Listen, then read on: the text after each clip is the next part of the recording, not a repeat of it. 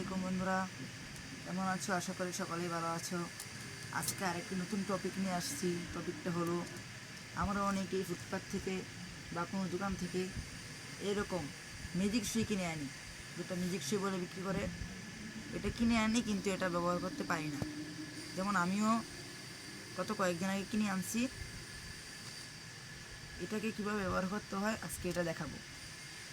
এই ম্যাজিক সুই দিয়ে সেলাই করতে হলে অবশ্যই এরকম চাক লাগবে। কাপড়টাকে আটকানোর জন্য অবশ্যই এরকম চাক নিতে হবে।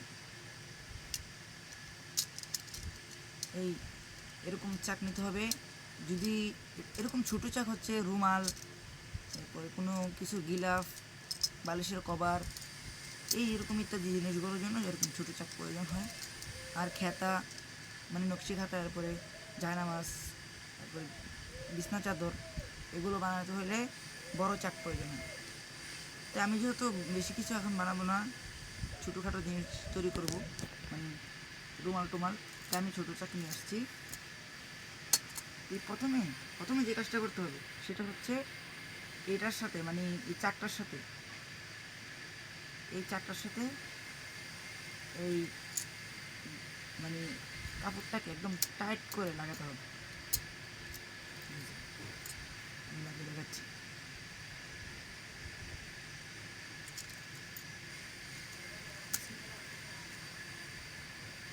এরকম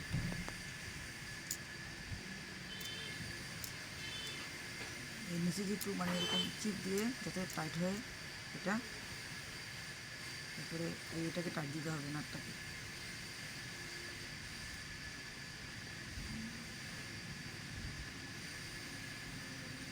এই নাটটাকে ভালোভাবে টাইট দিতে হবে যাতে লুজ না হয়। এরপর এটাকে এই পাশ করতে হবে। এই পাশটা নিজের দিকে দিতে হবে, যেটা এবেল পাশ, যাতে কাটতে সুবিধা হয়। এই পাশটা দিলে কিন্তু কাটা যাবে না, কাটতে অসুবিধা হবে। এটাকে এইভাবে নেওয়ার পরে এখন আমাদের হচ্ছে সুতা, মানে সুইয়ের মধ্যে সুতা বাড়ার পাড়া। এটা হচ্ছে ছোটো পাতলা কাপড়, এটা হচ্ছে মোটা কাপড়ের। এটা একটু মোটা। সুতাটা ভরতে হলে ভিডিওটা না জেনে সম্পূর্ণ দেখেন, না হলে কিন্তু পরে বুঝবেন না যে কীভাবে করতেছি। এই সুতাটাকে এইটার মাঝখান দিয়ে নিতে হবে। এই যে এটা হচ্ছে একটা তামার তার, চার্জার এবং তারের মধ্যে যেই তারটা থাকে, তামারটা থাকে, এটা হচ্ছে ওই তামারটা, পাতলা চিকন তামার হতে হবে। তাই এটাকে এইভাবে সুতাটা নিতে হবে।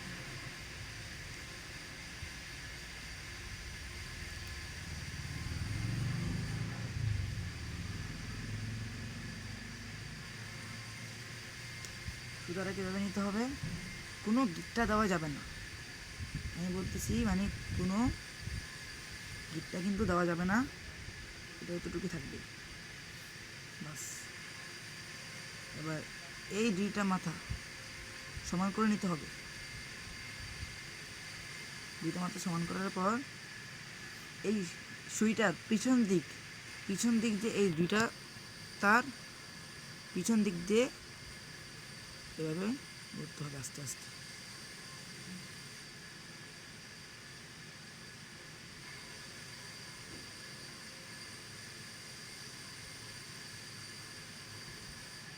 একটু অসুবিধা হইতেছে যেহেতু এটা একটু চিকন সুইটা, এটা একটু মুড়িয়ে নিলে ভালো হয়।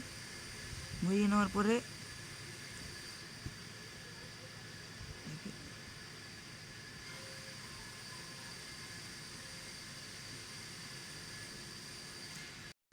এই যে এটাকে এভাবে ঢুকিয়ে নিতে হবে।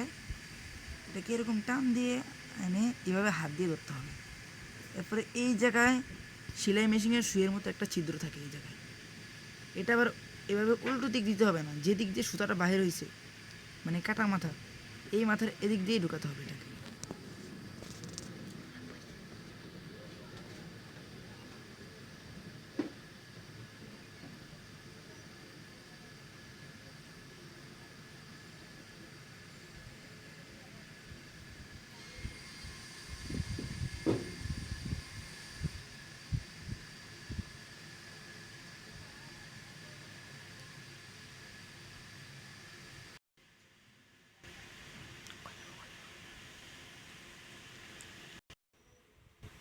এটাকে এই ছিদ্রটা দিয়ে ভরে নিতে হবে।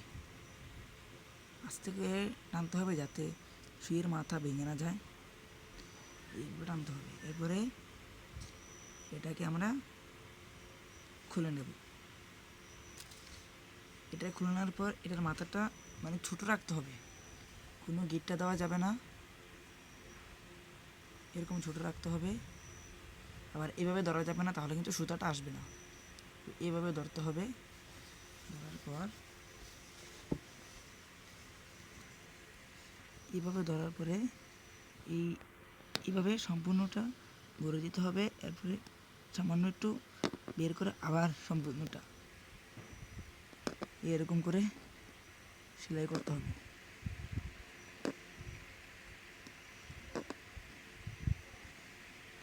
মাথাটা ছোটো করে নিতে হবে, আমি মাথাটা একটু বড় হয়ে গেছে। এই যে এখন